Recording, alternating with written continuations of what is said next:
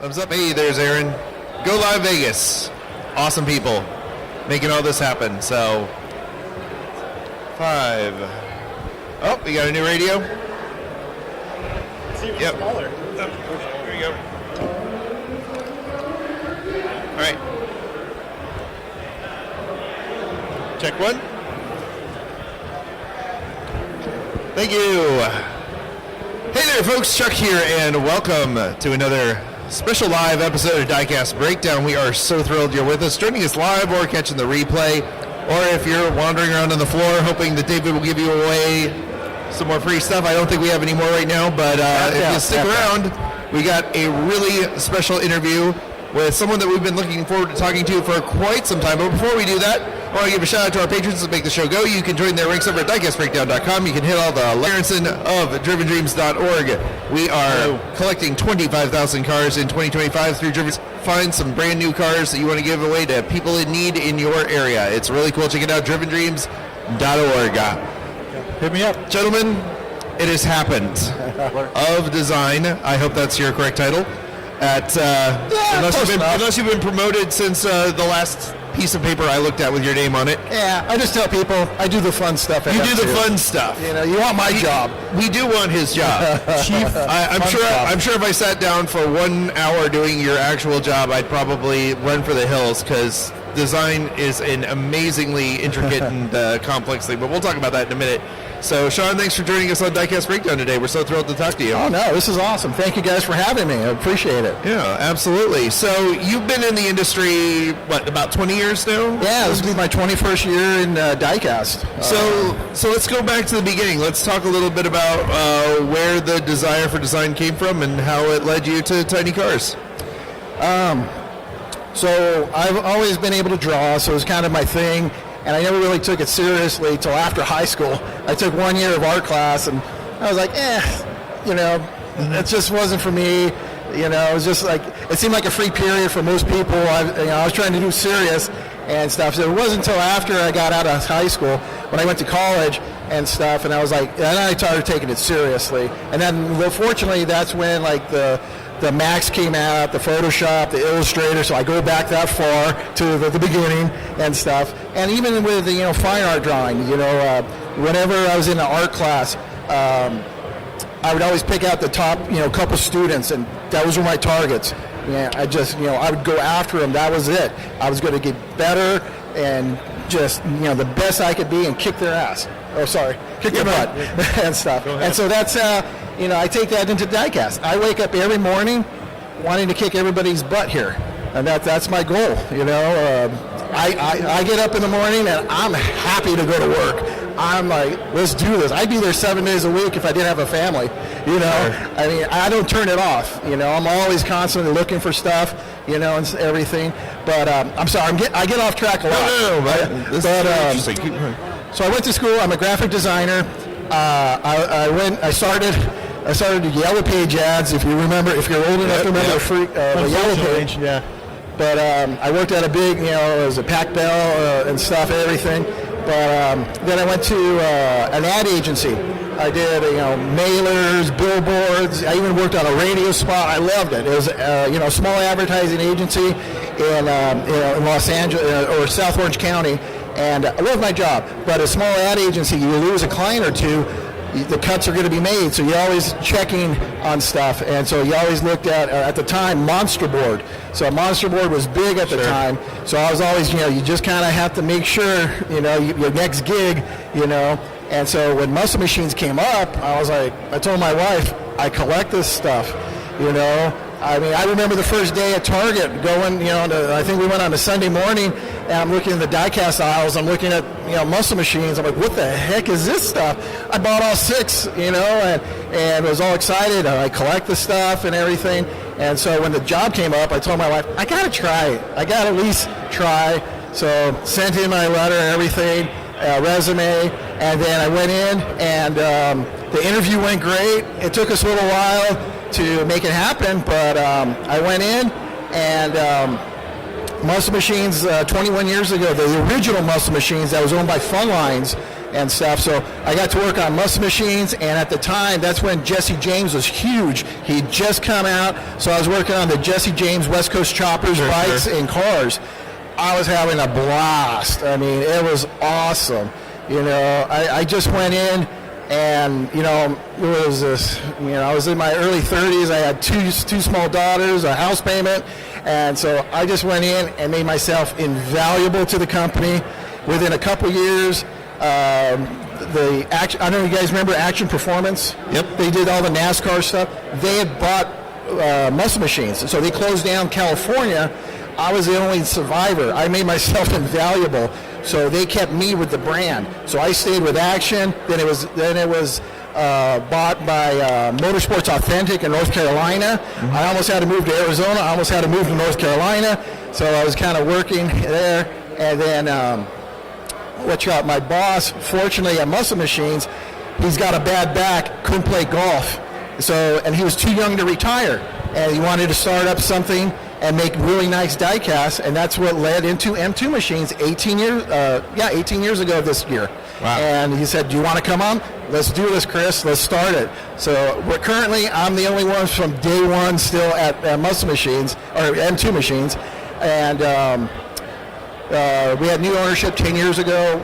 Great family. They're awesome. And, I couldn't be happier. Like I said, I get up Monday through Friday early, and I'm excited to go to work, man. What time do you get up, like 2 a.m.? You just wake up in the middle of the night? Well, we have a couple small dogs. We got a couple Frenchies, so I get up at 5 a.m. every morning, Monday, or 7 days a week, get up, get them out there. I try to leave the house by 6 a.m., get in there before anybody else, open the shop, get going, and let's do it, guys. You know? Sean, I got a question. I want to know, since it seems like they're really comfortable with you at the helm for all the right reasons, is there a mission statement you have? Like, when you look at the lineup and the catalog, you got stuff for everybody. Yeah. We got a little bit of European, we got Japanese, of course, we got American. Yeah. What's kind of your guiding principle when you look at what you Anything offer? Cool. You know, the most fun car shows are the get-togethers that have a little bit of everything for everybody. You know, it's so boring if you just stay in the one genre, you know. Oh, my God. You know, if I see another red 69 Camaro with polished Americans, like, you got to mix it up. Yeah. You know, I've come to the age now that I appreciate a stock Camaros. Like, this sucker's survived 50 some odd years without somebody screwing it up, you know. Mm-hmm. And then even like the brands that I'm not familiar with, in LA they have like a Chrysler Spring Fling. And, you know, I know GM stuff, like, you know, back and forth, just boom, boom, boom. But seeing Chrysler stuff, I got to go read, like, what the heck is this thing? Just contact Chuck about Dodge Chrysler thing. Yeah, but it's just kind of refreshing, you know. And then anything we do, like, we'll go in, like the one of the best compliments I got when we did the Volkswagens. I'm not a Volkswagen guy. My dad's a mechanic. He didn't like working on them, and so I just never, you know, we're always Chevys and, you know, Chevelles and Camaros guys. And so when I got into Volkswagens, my wife and we got immersed. I went into all these car shows, talked to all my friends that had V-Dubs, and eventually I had a couple guys come up and say, man, I knew there had to be a VW guy.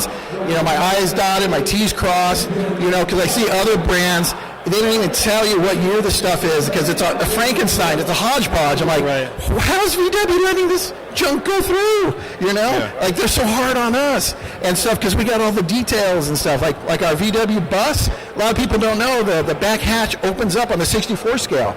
VW actually asked us, hey, can you make it, you know, open easier? It's like, no, because you know how nice and crisp that stuff is? Yeah. It's awesome. We're not going to dumb it down like the other guys. We want it to flop open. We want it to be floppy. Yeah, you know, I mean, and like weird stuff. It's like honestly, I feel like our stuff gets judged harder by the manufacturers because it's good. Yeah, you set a different standard. Yeah, but that's a good problem to have. Yeah, and you know, and a lot of the stuff when I make it for me because if I wouldn't want to buy it, how can I expect any collectors to buy this stuff? Right. If I just walk, you know, if it doesn't do something for me, I can't. There's no way I could expect anybody else to want it. Right. So it's got to be my standards first and foremost. Now, M2, I think there's very few brands out there, especially in your area, where you can look at a car and immediately go, that's an M2 design. Usually it's going to have a lot of lens lights, it's going to have opening parts, it's going to have very scale accurate wheels. Is there a particular thing that you think of when you approach an M2 design that you go, this is what's going to make it different from anyone else's 57 Chevy or anyone else's Ford Mustang? How much time do we have? Sure, go nuts, go man. No, I mean, I put, like I said, like all the little stuff. I see other people over the years step up their game and kind of, hey, I'll say it, kind of follow a little bit of the lead. But, like I make sure, like, whenever I'm working on new castings, I want those damn bumper bullets in the bumper. I don't want that smooth. I'm trying to do a real life replica as best I can, And, sometimes, dealing in 64 scale, there's limitations.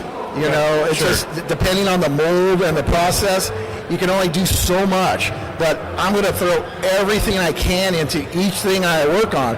It might not be my forte. Like a couple things I got to really study and like look at and go to see real ones. And like, hey, what's in this? What do guys do on this? And stuff. So I just go in and just put everything I can, like realistic, and just, kind of pick out the genre of what people are doing. And that's why I tell my designers, you guys got to tell me a story. What was the purpose of this car's built? Don't just throw these rims, this paint job. You better answer to me, or else, we're going to start over from scratch, and I'm going to tell you exactly what to do. So, there's different things, like you go to car shows, I'm always... I don't tell people their car like stinks in person, but you see some guys got a 60s car with an 80s engine with a God bless them. But I'm making replicas of certain genres. Like my thing was 55 Chevy. You could do a stalker, you could do a gasser, you could do a drag car, you could do a pro mod, pro touring. You could do all these different things with it, but it's still the same basic body. But you got to have all the nice, right little period correct things to it, and that's what we bring to the table. And stuff, we step up. I make sure everything's crossed. I don't care what anybody else is making. I'm just making sure that my stuff is nice and tight so I can sleep at night. If I'm looking at, the 57 Chrysler 300 and it's bright blue and it's got a Hellcat on the side of it, I know if I open that hood, there's going to be a Hellcat motor in there. But if I see it with white wall tires and it's a nice cream color with a black top, I know it's going to have an authentic, maybe a cross ram engine in there or something very authentic to that vehicle.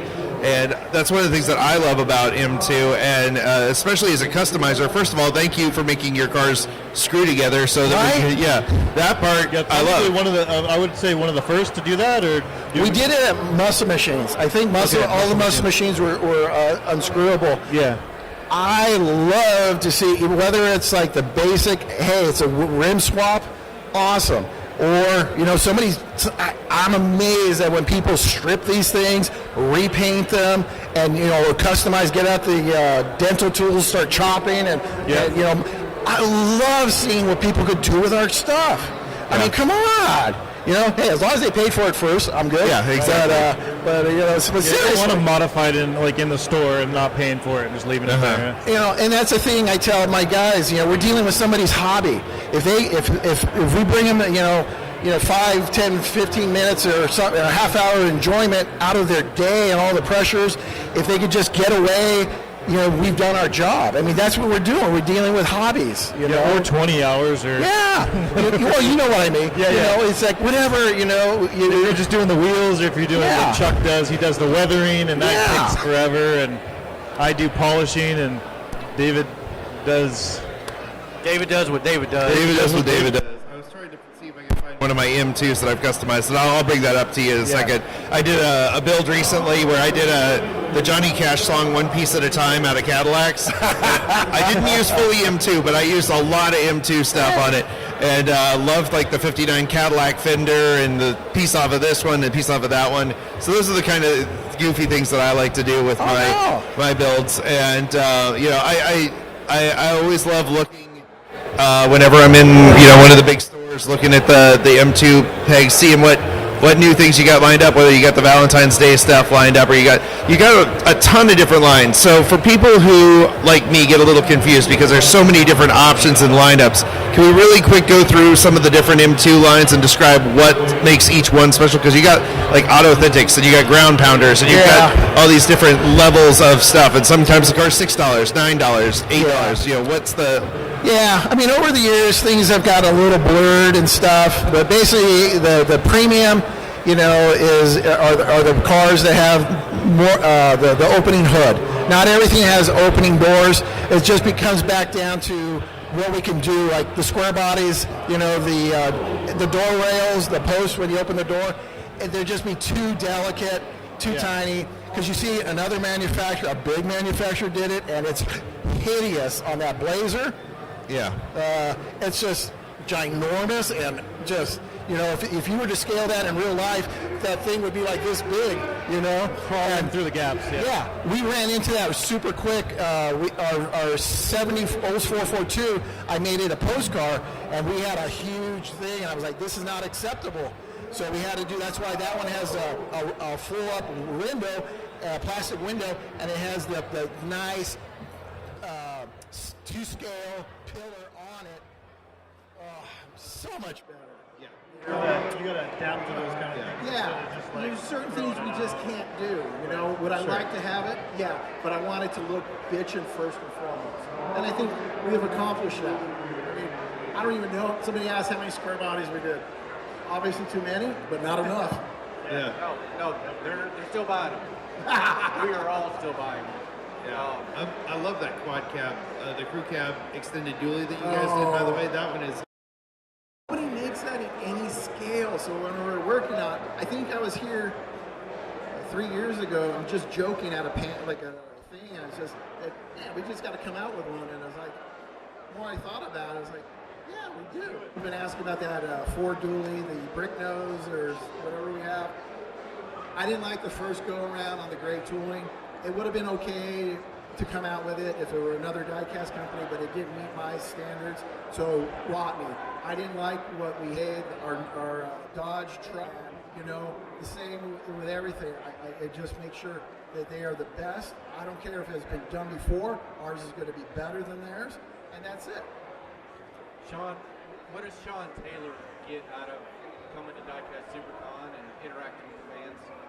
Oh, I love coming to this because it's a chance to talk to, you know, the fans and stuff. And, you know, I got no problems. I hang out all the time with people. I make myself very accessible. I'm a sports guy. You know, I've been snubbed by some baseball players that I'm older, trying not to get an autograph. I'm like, seriously, dude? Seriously? Just give me the autograph. Yeah, right. You know, or I've been, you know, I got an autograph by some you know, Hall of Famer. They didn't even look me in the eye. Just signed it. And was like, I'm like, dude, what did I do? But you know, these people, they pay my salary.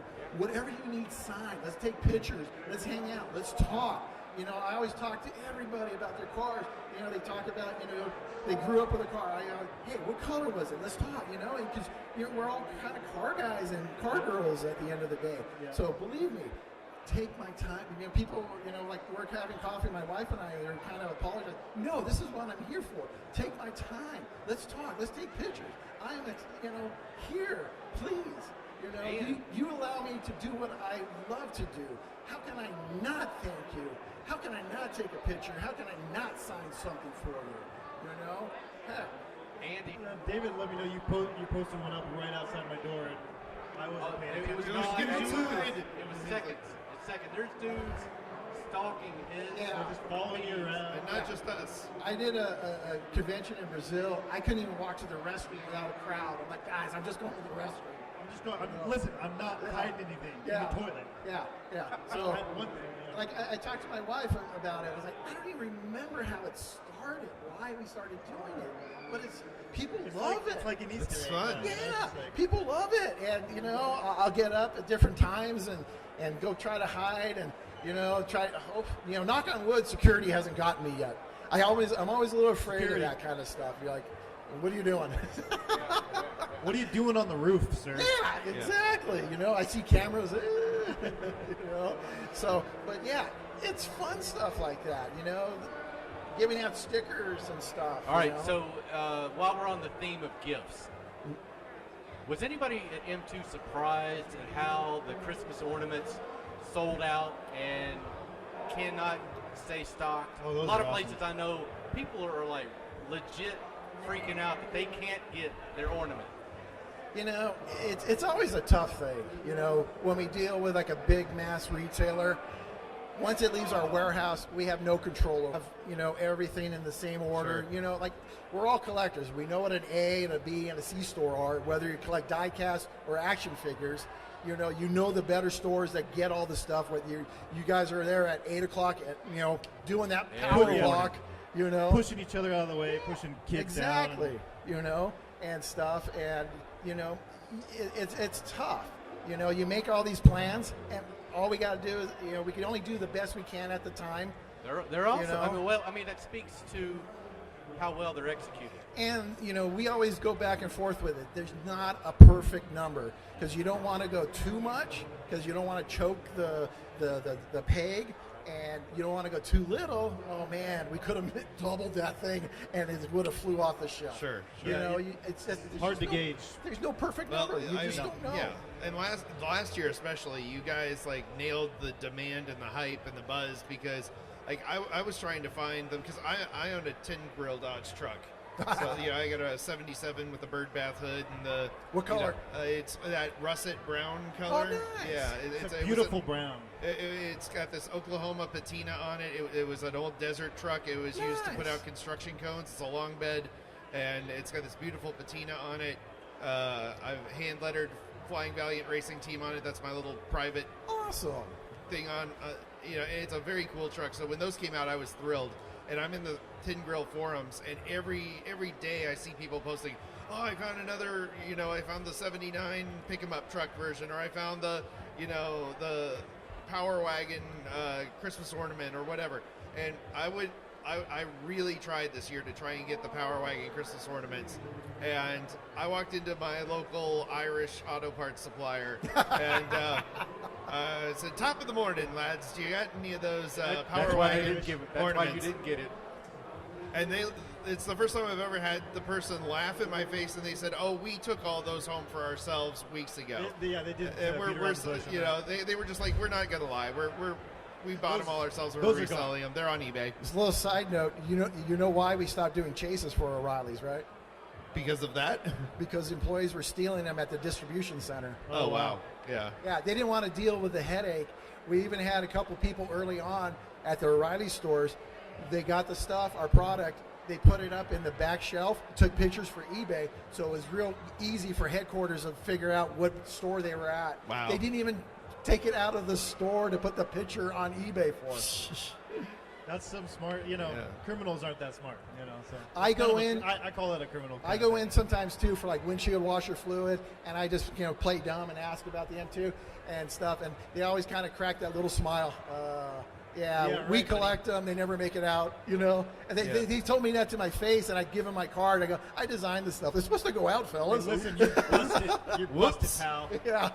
So, yeah. Oh, I check on the stuff. Come on. You're going to be an undercover boss. I know, right? You're busted. I'd have to shave. It'd be pretty easy. I think if you shaved. I've actually joked about that at a convention, like show up and then maybe the last day just shave baby face and see who recognizes me. What does it take? 2 days to grow that back? Or? Yeah, I know, right? Only if I could transfer it up here, man. But being back to your Dodge truck, the thing I love about that casting that I made sure was that drip rail that goes up the door Yes. and all the way around and All the comes way around back and back down. down. You I nailed it. love that thing. I love that you I got that. wanted to make sure that was in because nobody else puts that stuff in. Yes. And I'm like, guys, ours is better. It is, and and you built it very smartly, so you could do and you got the little details. Like in '79, they changed the hood, and okay, well this grill is only for 77, 78, and the 77's got the clear, and this one's got the amber, and this is what a 79 or 80 grill would look like. So you've nailed all of that, because that's hard. Because if you don't know, the tin grills can be pretty subtle. And by the way, love the little sneaky emergency tribute that you guys, you know, I don't know what you're talking that about. certain first responder vehicle that looks like it would do well in an emergency. I'll put it that way. I'm still trying to find one of those. I was hoping I'd find one at this show here. I haven't been able to find one yet. If you're listening in and you have one, contact Chuck. Yeah. Please, I'll give you please. five Please. American dollars for it. Yeah, please. So we don't have to hear about it. Hear about it anymore. Please. Yeah. Hey, I was just going to say, the worst part is when somebody goes, what's emergency? And you have to go, okay, right, I I'm know. old. It's a vitamin powder. So you take. all right, at Sean, conventions. you've been on the main stage. You've dropped some pics of what's coming up. Yes. Any feedback you could share? Things that were especially well received, stuff that we are all looking forward to. Yeah, I think the mini truck stuff hit well. The S10 and the Ford Ranger. Mm-hmm. I believe the S10 is the second gen. I think the Ford Ranger might be the third gen. Yeah, it's the third gen. Yeah. I whenever I work on a casting, I have all my notes and stuff, and I have my files. Yeah. So I just, I'm constantly saving stuff. Like on my cell phone, I have like almost 40,000 photos, and I'm a very small fractions of the family. It's just stuff I see of cars and different things that I'll use and stuff. So I'm always working. I'm just constantly. But the mini trucks are good. There's stuff that I haven't said that I'm working on. What else? The 64 Impala SS convertibles coming That out. looks so good, man. Yeah, that's good. That was a tough one too. I went back and forth with the factory and stuff, so I wanted it to be perfect and stuff. So it's going to be coming soon. Yeah. I mean, there's always tons of stuff that I want to do. And that's what part of M too. When other guys are zigging, I like to zag and make us stand out a little bit, from the crowd. Everybody does the same this and this and this. Mm-hmm. Let's do this. Yeah, and that bit with the 64 with the roof halfway up. Yeah, the having that as gangster a top. I love that. I am so stoked about that. Yeah. Wait, was that your speaker setup in that Ford Ranger with all the speakers? Yeah. Oh, yeah. Speakers, Yeah. That's something you used to have?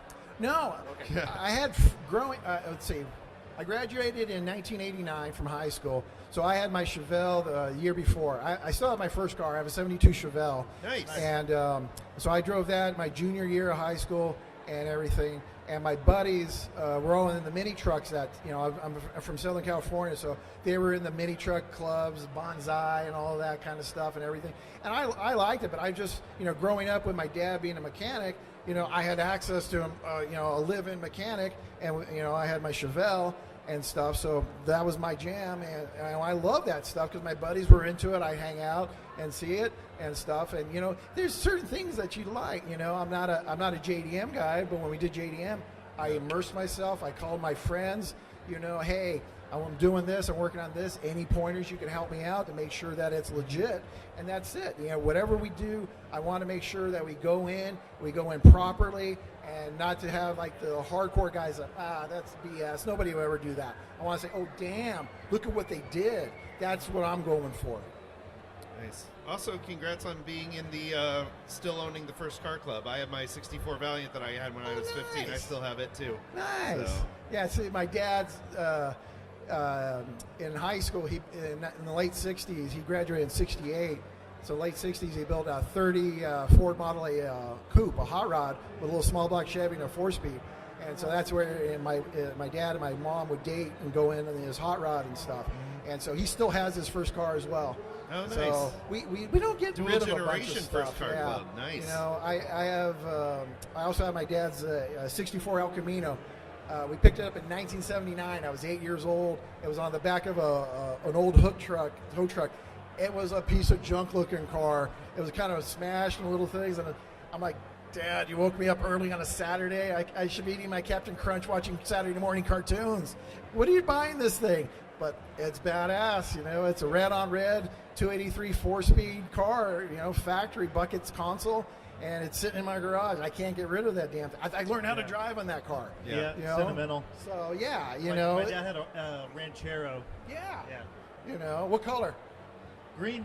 Yeah. Yeah, just like that really, I don't know what to call it, but it was just like a pea green. It was just like kind of a brightish. It was like What was that? Like green. that? Yeah. What is It was faded, you know, like Yeah, that ivy metallic probably. yeah, Ivy metallic green. maybe. Yeah, and you know, we always throw my dad under the bus. He let us, my sister and I, roll away in it one day, and he had to kind of chase us down because he thought he parked it, and we were in it, and he started rolling down the hill. And Oh, I'm old enough that because it's only a bucket console car, my mom and dad would be in it, and my sister and I would be riding in the back. Yeah, like sure. you wouldn't do that nowadays. No. You know, it's like kids now. It's like I did that for my daughter. What birthday was it?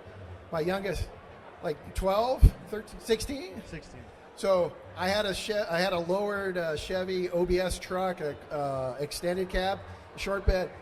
In our block, I told her, throw your friends in the back of the truck. We're going to go slow.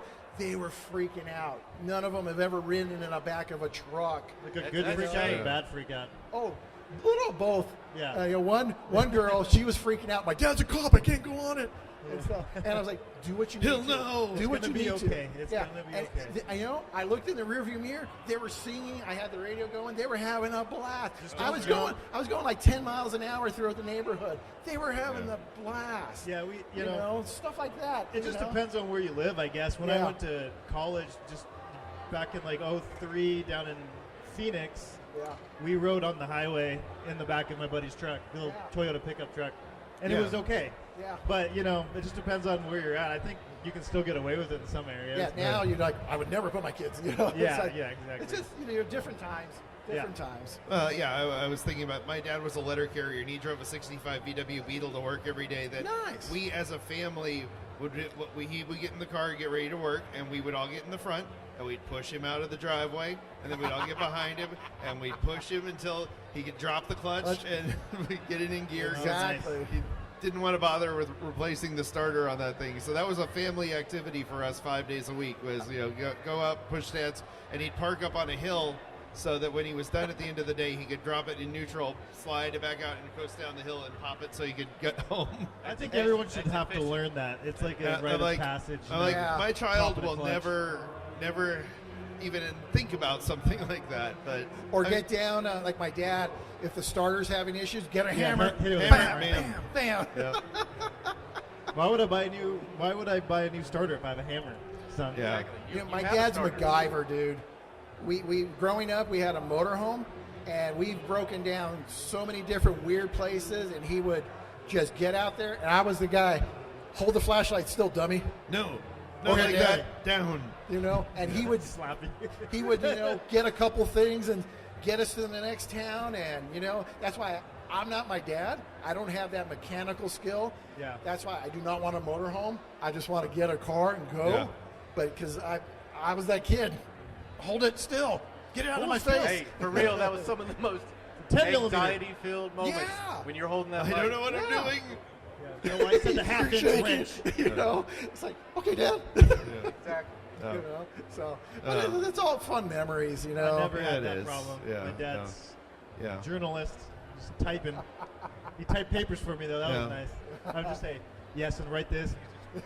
Yeah, so my dad wasn't mechanically inclined, but I was in high school going to the local, I was dual enrolled at the local tech school doing computer electronics, and there was a mechanic, good old boy from Arcadia, that had broke his back and he couldn't work on cars anymore, so he was learning computers, but he was having a hard time. So I would help him with his computer electronics homework, and he'd come over after class and he'd sit on a stool with a stick, and he'd go, unbolt that. Tighten that, And he'd move slap- that, he'd and then we snap get you with it if then you we did get in his something wrong. then we get in his old Lincoln Continental, and we drive down to the auto parts store, and he'd take me up there. And at the time they had computers, but they didn't go back to 64. So Yeah. he taught me how to, all right, well these parts would cross over to about a 68 to 72. So you go in, you say you got a 68 Barracuda. Yeah. Then you get these pieces, and then that'll work. And so we would make up a new car every time we come in. So I would learn all the different crossover vehicles that would have the similar parts. So that was how I learned. And yeah, my car was definitely one of those, like, all right, if it's not starting, reach under, whack the fuse box, then it'll turn over. And learning all those little tips and tricks. And The Yeah. fonts. yeah, but Hey. yeah, hey. So Sean, we've got the new second gen S10 GMC Sierra. We got the new Ranger, which made my friend who has the 3rd gen Ranger very happy when I sent him the picture. The 64 Impala. You've got a huge catalog. You've got a bunch of car stories in your own life personally. Are there any cars from your personal story that have found their ways into becoming M2s? Not really. I don't want to take advantage of my my position and stuff. One may find some, like I'm not so jaded that, like the 70 Chevelle is king. Sure. It's got the best front end. I happen to have a 72. I wasn't just going to make a 72 just because I have it. Right. Same with some of the other cars, but I'm probably going to make the 64 El Camino because there is a hole for that. Sure. So eventually do that one. I also have a 65 Buick wagon, the sport wagon. So it's like the Vista Cruiser. So that Sure. one has like the extra windows and stuff. I actually bought that when I worked at Muscle Machines. That was my daily driver for a number of years and stuff. So it's got a nice little warmed over small block Chevy and a 12-volt posi. I do burnouts. I mean, it's a fun little fast car for a wagon and stuff. So that might come out eventually and stuff. Same with my dad's hot rod. I know it's a 30. The 32 is king. So that's why we came out with 32 Fords. So, Sure. I want to make sure, first and foremost, I'm looking out for the company. I'm not just doing things, hey, Sure. does this make sense? Because I don't want to go down like, hey, I should have went with this instead of this. A lot of times, too, if I'm going to go down swinging, I'm going to go down swinging by myself. Sure. My decisions, not somebody else's. You're going to go down on the ship. Yeah. I'm going to go down, making my best decisions. If it didn't work, it didn't work. I'm not going to blame, I shouldn't have listened to that guy or Right. something, Right. Like, oh, well. Yeah. So.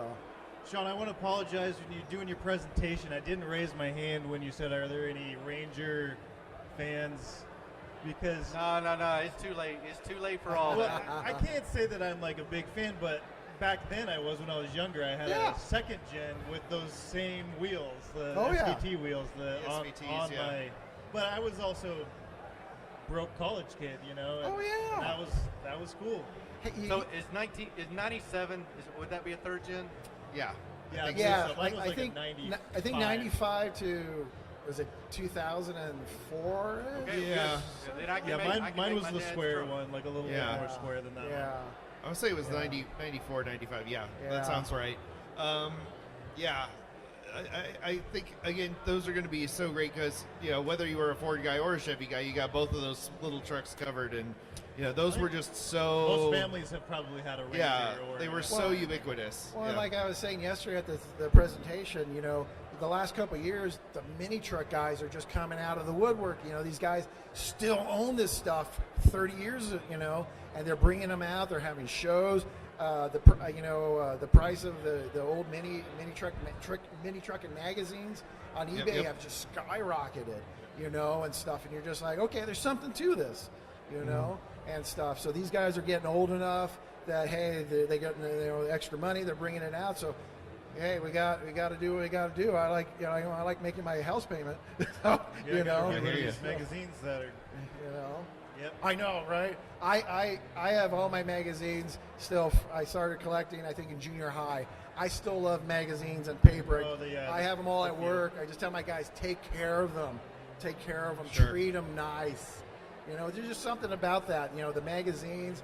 I don't know how old you guys are. Did you guys ever get like the Auto Trader every Thursday? Yeah, absolutely. Thursdays, the new Auto Trader came in. You just dreamed of, oh my God, if I just had that. You'd have to call somebody and talk to them about their car Yeah, and everything. yeah. You couldn't just like hit them up on Facebook Messenger and say, is this still available? Yeah. And then disappear. And lowball them. Yeah, lowball them and then just dip out. No, you had to that's where I'm the JDM guy of the group, so that's where I got into finding my first 510s and Datsun Zs because I'm a Datsun guy. But yeah, it was a magical time when the new one came out. You said, this one's still here. Maybe I have a shot It's at just the getting dream. this one. It's just like, ooh, I could do this and this and this. Yeah. Yeah, and it's just a black and white photo for the most part. A little stupid photo. Unless you paid a bunch of money to have it on the front. And now you love going back and looking at that. Oh my God! If I had the time machine, if I could stash these guys, oh my God! $1,000 for a 510. I'm like, they're like 40 now. A Hemi Cuda for 12, 14 grand. It's like, oh my God! Huge money back then, but now, oh my God! If you had that car, Yeah. So I loved those. As a kid, I was, before I became a Mopar guy, because I got one, I wanted a Mustang real bad, and I wanted to learn all the different things about Mustangs. Oh, yeah. And it was really hard to come by stuff back then because you didn't have the internet. Maybe you'd find a coffee table book that would have some information. And what I would do is I would go through the auto traders, and I had a folder with all the different years written on them, and I would cut out each Mustang that I would find of, like, okay, here's an 84, put it there. Here's a 72, put it here. Oh, yeah. So that's how old I am. I had this book full of all these little, like, tiny black and white not dot matrix, but, halftone printed, images from Auto Trader in the classified magazines. That was how I would go, oh, well, okay, in 85 they switched the grill over this way, or they did, this, or they, Little the tiny 72 pictures too, so you're like little tiny. So of course I didn't really learn much, but I could get the basic shapes down. But yeah, so and that's just part of the culture. That's part of what drives us, what keeps us interested in these things. Oh yeah. I do want to talk a little bit about, like, there's been a shift with M2 recently with these newer, the little diorama type displays, like I forget what they're called, the model something or other. And I love these because, first of all, as somebody who is a diorama type guy, I love cool ways to display my cars. And now you've got these little figures that are coming with them. You've got more mechanic pieces. Are you, you've got all these different molds and stuff. Are you thinking at some point of releasing a set that's just the figures or just the garage pieces, so people could, like, deck out their garage displays without, I mean, of course you want them to buy each and every car. Yeah. I think that's also very smart that you've got it so that they have to buy the car to get the piece, which I've done before. I was like, ooh, the Christmas tree. And first of all, from Gainesville, the fact that you guys did a Gator Nationals car. The A board. Yeah. Loved that. Yeah. Because that's my local Test and Tune track. So, Awesome. I bought like 5 of those, and I've given them to all my friends that go out on Test and Tune night and race their cars. And See, it's the little details Yeah. like that. That's Yeah. what I live for. It's the that little stupid A board, Yeah. to fit right there and stuff. Because I know that there's a guy like you that's gonna freaking dig it. yes. It's that guy Absolutely. right there. Yeah. It was Chuck. That's Chuck. So yeah, but yeah, like, I love that you guys have kind of embraced more the aesthetics and the accessorizing stuff with him too. So and we saw some of that today. So can we talk a little bit more about Yeah. that and where you're going with those sorts of things? So a little backstory on this one. So we've been trying not to do figures for so long. We've been getting bombarded with it from Sure. our distributors and stuff. And we're like, I just want to do die-cast cars. That's our bread and butter, man. I don't want to learn Sure. something new.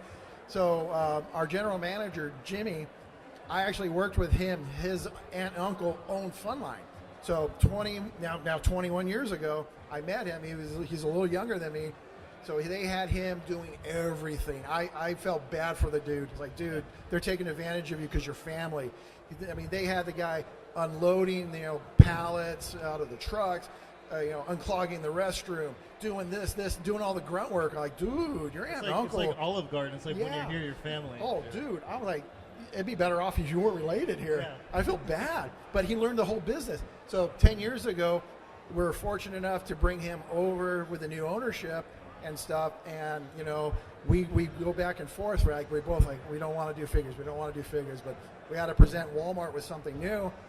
And son of a gun, they liked it. They're like, Son of a gun, Chuck liked it. And we gotta I'm do sorry. something new. We gotta do something new, and like, oh my, there's other guys doing figures and doing it really well.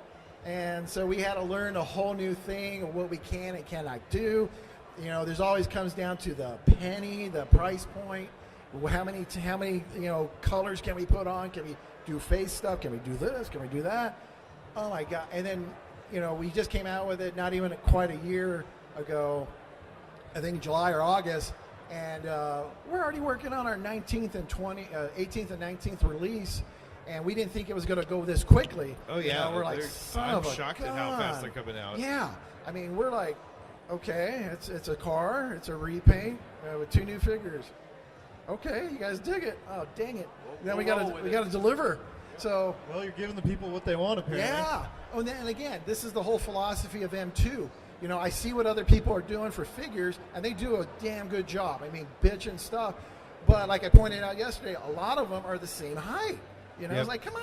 Yeah, not everybody's the same height or build. So Yeah, you know, gotta have some short people, tall people, fat people, skinny You got to people. go around variety, and then we got to make it true to more of our car stuff. Like yesterday I showed more of the dapper guy, the 50s Don Draper, with the fedora, the suit. You had a and guy stuff. that looked like he was throwing his back out. He was kind of like. Yeah, well, he's supposed to be He's hunched reached over, over the hood. opening working under the hood. Yeah, no, but that's and me. stuff. Like when my back's going. That's out. how that's how I know. throw my Just back out me too. getting up after Yeah. this. You're gonna be like, Yeah, or I'll be on the ground after on the ladder. yeah. Yeah. But Roll you off. the alien and stuff. I do want to do a Bigfoot. I don't even think I showed you guys. We got one of those stupid wacky. Bigfoot's a good idea. Those wacky Yeah. Waving guys. Inflatable guys? Oh Yeah, my gosh. we got one of those. Wavy Oh, guys. I am guys? so Yeah. getting one of those. Because we could paint them up all kinds of with colors and different faces. The Bigfoot's near and dear to my heart because I'm up in Right. the Northwest, Oh, and that's sweet. where I'm up in Washington, and then Oregon. Oh, yeah. And we've got all the Sure. Oh, yeah. Bigfoot sightings. We and would go on stuff like vacation that there, at the Sasquatch. redwoods. My oldest daughter would read all the books and stuff, Yeah. and we were like, and I just find a skeleton, something, make it real. Yeah, I have like down the street from my house. I have a place called Squatchies, and that's all they do is Sasquatch stuff, and they've got Nice. T-shirts and all this stuff. So, Oh yeah. I would dig it. My wife would like that. And yeah, that's for sure. and that's what I want to do. I want to make it fun. I want to do some freaking mariachis. I want to do some luchador wrestlers. luchador. I want to do That's some what I'm fun talking about. stuff. Nacho Libre. We're even talking about doing little kids at the car show. Do some dogs. You and gotta get stuff. Do those little pouty. Yeah, not the timeout kids. Yeah, at the car show. I wanna You just do have kick some those and standards. creepy. Yeah, Those things are so So- creepy, man. yeah. I will point out for people who haven't tried these are the figures are not just little chunks of plastic either. They're weighty. They've Yeah. got a good Hefty, weight. weighty, They're yeah. metal, right? Yeah, they're die They're cast. die cast. And- These are not just little plastic, styrene injection molded things. Most they of them have are. heft Yeah, to them. I'd say that Oh, yeah, they're all most all of them die-cast. are just but plastic though. But that's to nice have that they're to die-cast. have little figures that have that weight to them and make it easier for them to position and secure down and Yeah, and and they you- feel really quality too. If you step on one of those things, I bet it feels pretty Oh, good. it'll hurt. I'm Yeah. sure. Yeah. Coming from the muscle machines, or not muscle machines, the The ground pounders. ground pounders. Yeah. The figures, you can even see our progression from our first figures. We thought they were good, but now we got a new artist working with us, and the new figures are so much more detailed, even at that scale. Sure. So we're always pushing. We're always like, hey. Yeah. And that's how we do our stuff. When I started doing, flames, 21 years ago, I kept adding more details to the factory. Okay, they could do that. Let's push it a little bit more. Let's put a thinner pinstripe on it. Let's do this. And so finally, there's so much stuff that we can do. Like the figures. I want you guys to see the figures with the tattoos. They look bitchin'. Yeah. And it's like nobody else has done that. I don't think. Not that I Have know little of, no. mini You do it with figures. the tattoo gloves and Yeah. So. Oh, here's an interesting design challenge for you. We were talking about this the other day that nobody's really done, like, at least that we're aware of, bed liner, like a rhino liner in a Yeah. truck, like a textured bed. I got you. That's something we're That would kind be of been floating around challenging. as something for designers to chew on and go, how would we do that? Because in scale, I would think you could almost get away with just doing like a flat black inside there, but it's got to have a little bit of tooth to it. Well, it would be like the texture for the vinyl top. Yeah, kind of have that little grainy texture. Yeah. So it can be done, and again, it all comes down to the sense. Does it, is it going to cost, it's going to cost extra? Is it Yeah. worth it in the end and stuff? So it's an interesting idea. I would imagine it's a little complex too, because you're dealing with a concave, hard edge space, so it's not something Yeah. that would be very easy for something to just like stamp down in or something. It would have to be like some kind of special process. Might as I well don't just know. put a tarp in I don't know there. why I'm telling you how to do your Cool, job. Well, no, and that's what people don't realize. All the stuff that goes into it when we're designing these cars.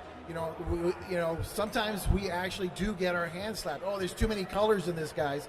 We can't afford to put this out in the regular release because of the price point. It's just going to cost too much, and it's going to make the factory, longer production piece. So sometimes we'll have to pump the brakes. Let's simplify this, fellas, but it's not going to lose its integrity. Sure. So there's so many things. It's a business. We got to keep the lights on, and we got to have payroll met. So, Sure. you know, like I said earlier, you want my job, the fun part. Like Jeff, you know, I go back with Jeff Nelson a long time, and he just reminded me the other day when we were like 20 years ago when we were doing small shows together. Somebody asked me about starting a diecast company if I would. I'm like, hell no. If I ever won the lottery, I'm going to get like real cars and smash them up. I don't want to deal with the business part. Never say dealing never. with the fact. No. That's when it gets you. Is when you say I'm never. Job, seriously. You want to have the cars and pick out the colors and the paint schemes. That's the fun job, and I don't take it lightly. So you appreciate it. Thank you. Every day. Yeah. I tell my guys all the time, you guys could be doing other things right now, working your ass off in 110-degree heat, digging ditches. This is show me something good. So, Yeah. Or go dig some ditches. yeah. Or go wash my car. I say that a lot too. Yeah. Go watch my car.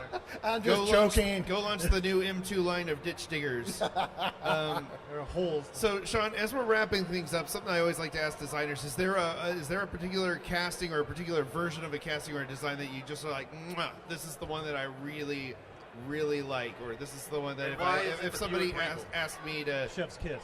if somebody asked me to show the one piece from my line of work that I'm really, really proud of, is there one that comes to mind? That's a question I get asked all the time, and I don't have one. I love all the little castings. They all have a little unique thing that I like that I remember doing and stuff. But I found this quote years ago, and I put it on my email, and it's from Carol Shelby. And I'm going to paraphrase, but it's kind of basically, they ask me all the time, what's my favorite car? At the next one. So whatever the next project is, that's when I get geeked up and let's just go. Because again, like I mentioned, I want to kick everybody's butt in here. I want whatever I'm working on every next. one of you. Hey, we're in the octagon. Except for your wife. Yeah. Sean, we're in the octagon. We're in an octagon. We can take on all Come on numbers up. right now. Come on up. Step into the I'll ring. start doing my Hulk Hogan right now, man. Oh. You know, and they're my friends, but hey, all's fair in love and war, man. do what you You gotta know, do. Gotta and do you what know, you I gotta got do. castings I'm working on that I still have secrets. You know, they have all done it, but I'm doing to do it better because I'm going to pull out all the little details that people have missed over the years. And hey, If you ever want to do some kind of a leak, we're right here. Maybe just give us a little bit. Maybe a tail light or a tire. all right. Maybe next time, but Not today. No. I'm trying to think what I could say. Uh-oh. We got a long way to go and a short time to get there. Oh boy. I really wanted to say what Buford T. Justice said, but Yeah. But you can't say you can say the TNT TBS version. You can go scumbum. oh no.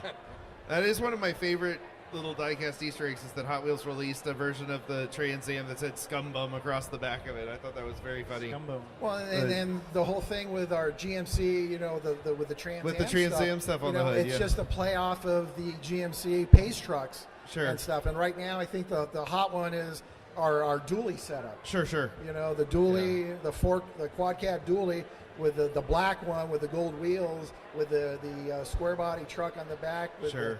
You know, I mean, it looks awesome. It looks incredible, yeah. So- I love that one. I love that Buick Free Spirit tribute you guys I know, are doing. right?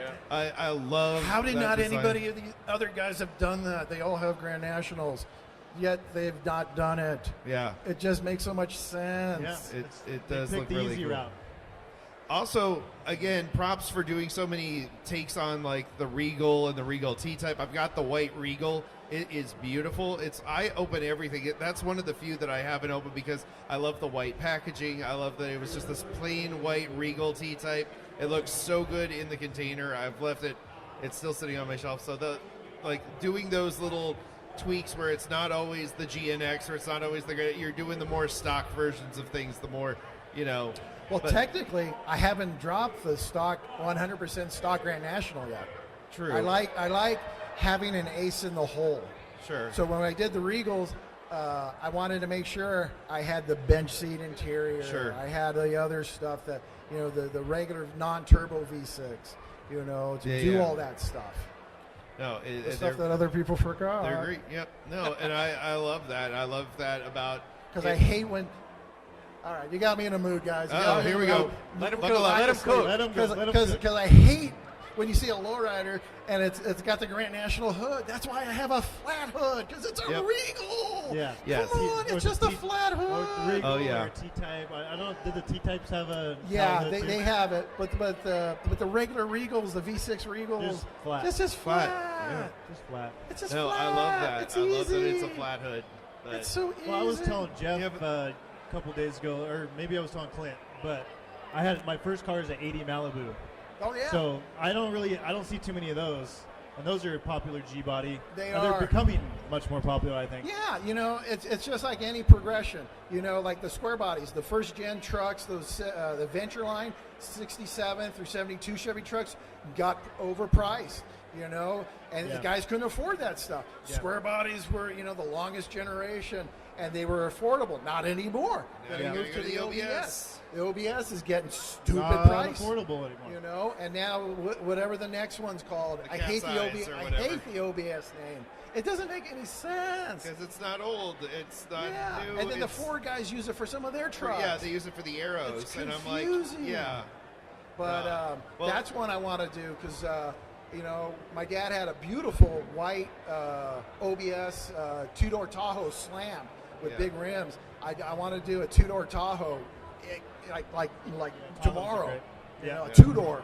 Yeah. I think my and wife stuff. had one of those. So I got a couple other things you'll see that I don't want to. Like I said, I like to have aces in the hole and stuff. So I don't Alright. like to put all my cards on the table. Well, love that. Thank you for the little tease of what's to come, and hopefully you'll join us again and we'll chat some Heck more yeah, about guys. stuff. I know this has been wonderful. I'd love to keep going. I know you're a busy guy, but Guys, I Sean, can talk all day, man. I thank you. Let's Kinda- go. You No, guys let's go do take it. a break. All right. I'll continue. We'll just have Sean up here doing the rest. So of what the do you guys show, want but- to talk about next? Q&A. Yeah. Well, as we're wrapping things up, though, like what are some of the parting thoughts that you have for people at this show? What are some things that what are the biggest takeaways that you want people to have about M2 as we're doing this show here? First and foremost, thank you from the bottom of my heart. Thank you, thank you, thank you. If you ever bought an M2 vehicle, past or present, or plan to, thank you. I appreciate it. We all work very hard to get these little things out to you, from the design team to the people in the office, the people at the factory. All of us. There's so many working parts and pieces to get this stuff out at a timely manner and stuff. So thank you. And we try to be a little different, and we hope you appreciate it. And just again, a sincere thank you from the bottom of my heart, from me and my family. Well said. Very well said, Sean. All right. Well, thank you, Sean Taylor, from the fabulous M2 people, doing some awesome stuff.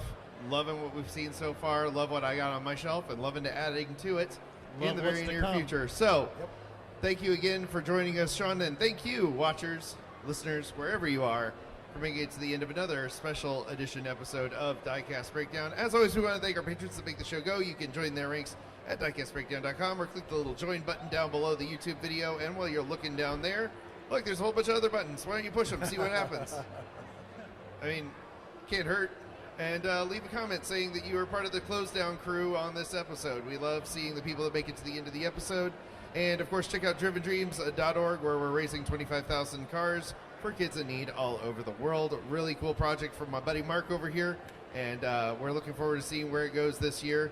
And as always, we want to thank you for coming along with us for the ride. So until next time, stay fresh, cheese bags.